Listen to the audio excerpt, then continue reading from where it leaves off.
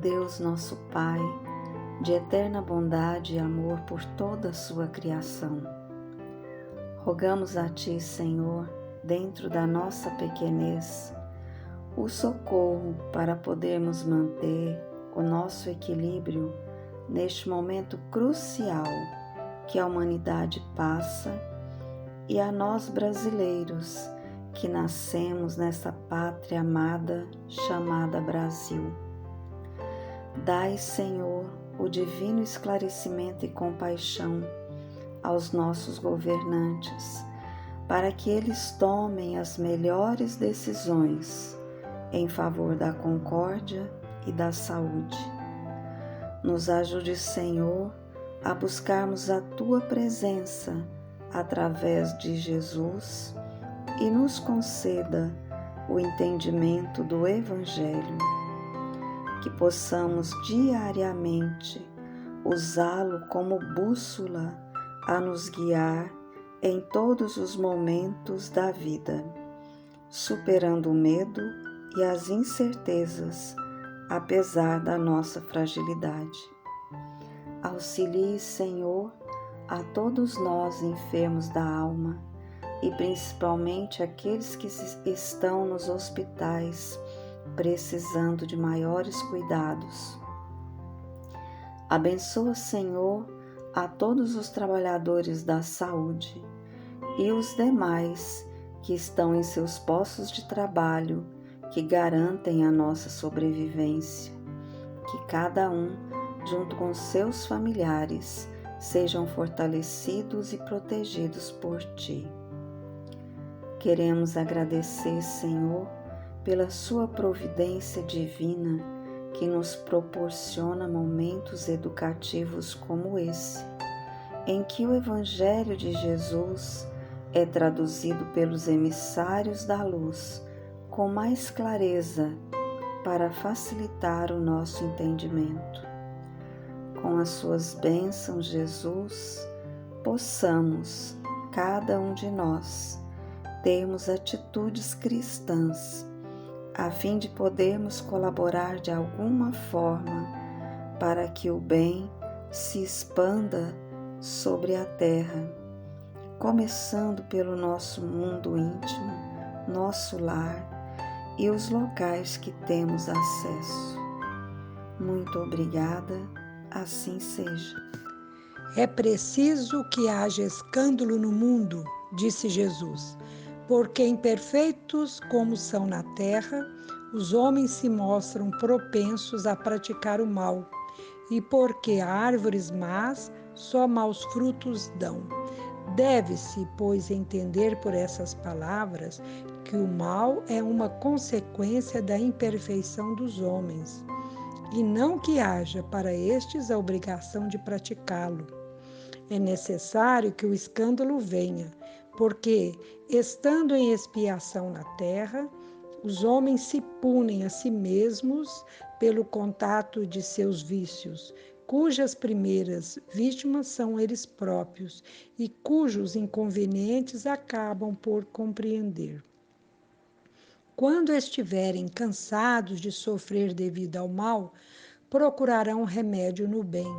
A reação desses vícios serve, pois, ao mesmo tempo de castigo para uns e de provas para outros.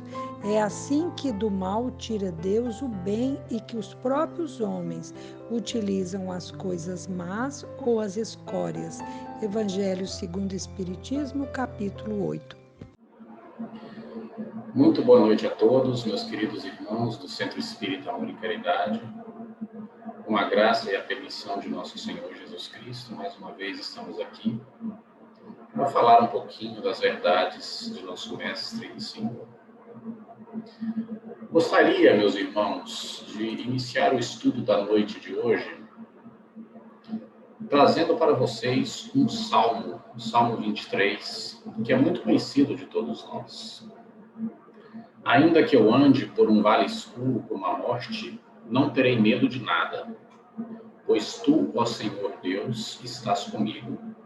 Tu me proteges e me diriges. Meus irmãos, Este salmo nos fala de fé. Ele nos fala da certeza da proteção de nosso Senhor Jesus Cristo. Ele nos fala na certeza de que as nossas vidas, elas têm direção. Elas têm um propósito, têm um objetivo. Este salmo nos fala também de esperança. A esperança de que apenas atravessamos um vale escuro. Nós não estamos nele, a escuridão não está em nós. E acho que podemos afirmar, meus irmãos, meus amigos, que o momento que nós atravessamos em nosso país e na humanidade em geral é um vale escuro.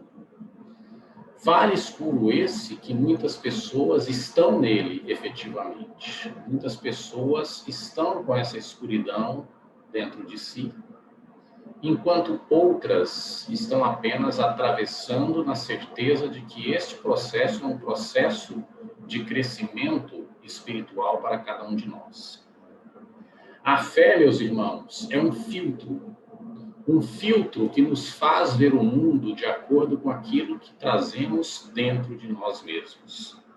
E essa fé pode transformar esse vale escuro num belo nascer de sol.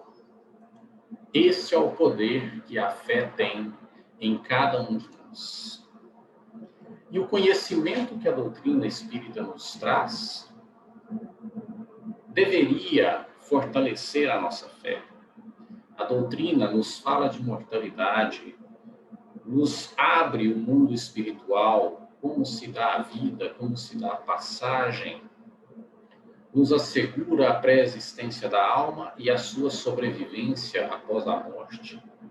A doutrina nos fala do destino do Brasil, de que o Brasil está destinado a ser uma pátria que vai espalhar o evangelho pelo mundo.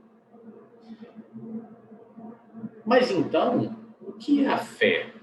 A fé é a certeza de que estamos atravessando por esse vale escuro, mas que todas essas promessas do Pai se cumprirão.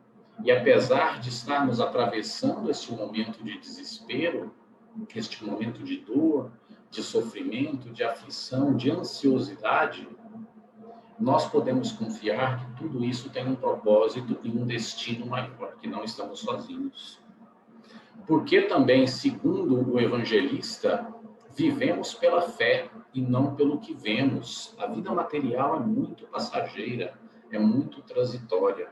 E no Evangelho segundo o Espiritismo, Allan Kardec nos ensina, noutra acepção, entende-se como fé a confiança que se tem na realização de uma coisa, a certeza de atingir determinado fim. Tiago, em sua carta, nos fala da fé. Ele nos orienta a pedir com fé, em nada duvidando, pois o que duvida é semelhante à onda do mar, impelida e agitada pelo vento, pois não tem firmeza e nunca sabe o que deve fazer. E Allan Kardec completa nos seus ensinos: cumpre não confundir a fé com a presunção. A verdadeira fé se conjuga à humildade. Aquele que a possui deposita mais confiança em Deus do que em si próprio, por saber que, simples instrumento da vontade divina, nada pode sem Deus. Vivemos um momento, meus irmãos, em que mais do que nunca temos que nos aproximar de Deus. E o mecanismo que nós conhecemos para nos aproximarmos de Deus é a nossa fé. E a nossa fé, ela se manifesta através da atividade, através da manifestação desta fé, através de obras. O mesmo Tiago nos ensina: seu tolo, você quer ter certeza de que a fé sem obras é inútil? Para ser proveitosa, a fé tem que ser ativa, não deve entorpecer-se. Portanto, assim como o corpo sem o espírito está morto, assim também a fé sem ações está morta. A fé, ela é, acima de tudo, deve ser, acima de tudo, verdadeira, produtiva. Aquela fé que abala as fibras do coração. A fé numa palavra que transporta montanhas. Esta fé ela movimenta os fluidos da natureza, ela movimenta energias, ela movimenta o magnetismo que envolve o planeta como um todo. E tenham certeza que este momento em que nós vivemos de ansiosidade, de disputas políticas, de disputas de poder, sem dúvida alguma, afetam muito o ambiente espiritual da Terra e de nosso país. E talvez seja esta a razão pela qual estamos atravessando este momento com tamanhas dificuldades. Porque a fé, ela tem a capacidade de mover. Mateus reflete as palavras de Jesus em seu evangelho, quando Jesus nos diz que se tiverdes a fé do tamanho de um grão de mostarda, dirão a este monte, mude-se daqui para lá, e ele se mudará. Nada lhe será impossível. E Allan Kardec também nos fala, o poder da fé se demonstra de modo direto e especial na ação magnética. Por seu intermédio, o homem atua sobre o fluido, agente universal, modificando-lhes as qualidades. A fé e o pensamento, meus irmãos, têm poder. Tem poder de mudar, tem poder de atuar sobre a matéria, tem poder de atuar sobre o plano espiritual e também reagir a este. E gostaria aqui também de lembrar, meus irmãos, da primeira carta aos Coríntios, onde Paulo nos coloca de uma forma muito sábia o seguinte ensino. Portanto, agora existem essas três coisas, a fé, a esperança e o amor. Porém, a maior delas é o amor. É interessante esta fala de Paulo, porque ele nos coloca três pilares, o amor no centro deles, mas a fé e a esperança ligadas intimamente para sustentar este amor. A fé, ela relaciona o homem a Deus, ao Deus Supremo, na expectativa da salvação de sua alma, ou para nós, na continuidade da vida após a morte e na evolução permanente a que todos nós estamos destinados. A esperança é toda tendência para um futuro possível, mas incerto. A esperança nos traz a expectativa de que todo sofrimento é passageiro. E o amor é a virtude que, com a justiça, regula o procedimento moral dos homens para com os outros seres, especialmente para com os outros homens. Baseia-se na frase, fazemos aos outros o que gostaríamos que nos fosse feito. O contrário da esperança e da fé é o desespero, o medo, a dúvida, a indecisão. Todos estes são sinais de ausência de fé. Ninguém duvida que Pedro amava Jesus. Ninguém duvida disso. Mas Pedro, quando estava assistindo à condenação do Cristo, por medo, pelas circunstâncias e por ainda estar fraco na fé, ele nega Jesus 3 vezes. E depois se arrepende amargamente. Ele caminha por um longo tempo em um vale escuro do remorso e do arrependimento. Ele caminha por este vale até que Jesus se apresenta a ele e pergunta, Pedro, tu me amas? E Pedro responde, sim, Senhor, eu te amo. E Jesus indaga Pedro mais 2 vezes e Pedro, às lágrimas, responde, sim, Senhor, eu te amo. Naquele momento, Pedro sai do vale escuro pela consolidação de sua fé. Naquele momento, Pedro não duvida, Pedro não teme, Pedro apenas ama e segue o seu mestre. Pedro efetivamente sai do vale escuro.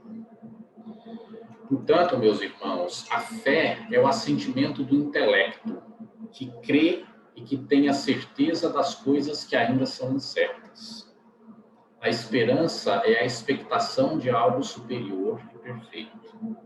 A esperança diz respeito à nossa transcendência, à nossa comunhão com o Ser Supremo. E o amor está ligado a uma ação concreta, ele é presente, ele é o agora, ele é o auxílio imediato àquele que precisa. Disto nos fala a fé. Neste momento que o nosso país e o mundo atravessa, meus irmãos, mais do que nunca precisamos da fé, precisamos da esperança e precisamos do amor ao nosso próximo. Precisamos compreender mais do que nunca de que tudo ocorre por um desígnio superior. Nada do que está acontecendo neste momento está acontecendo por obra do acaso. E, ao mesmo tempo, também não é um castigo. É apenas um processo de amadurecimento, um processo de aprendizagem de todos nós como sociedade, como pessoas, e talvez até um processo de purificação espiritual. Um processo de transformação em que todos nós, dentro da nossa fé, sabemos que mais cedo ou mais tarde o nosso mundo passaria. Este processo se acelera com cada situação difícil pelo qual vivemos, mas que nos impulsiona ao desenvolvimento de cada um de nós como pessoas, como sociedade, como mundo. Levando o nosso mundo ao que estava previsto para que se transformasse num mundo de regeneração, onde o bem prevalece sobre o mal. Esta é a nossa fé, esta é a nossa esperança. Portanto, não temam, trabalhem na obra do Cristo, trabalhem em comunhão com os ensinos dos Espíritos superiores. Tenham fé, tenham paciência, tenham esperança e amem-se uns aos outros. Que a paz de nosso Senhor esteja com cada um de nós. Uma boa noite a todos. Amado Mestre Jesus, agradecemos pelo ensinamento dessa noite. Que Jesus possa nos orientar nos bons pensamentos. Que possamos, Senhor, ter força para sempre estar pautados na verdade, na oração, na paz. Que o Senhor possa afastar de nós a ansiedade, as dificuldades do coração. Que possamos fazer acender em nossos corações a luz divina da esperança, do amor, da caridade. Obrigado por tudo, Senhor. Que o Senhor esteja sempre conosco. Assim seja.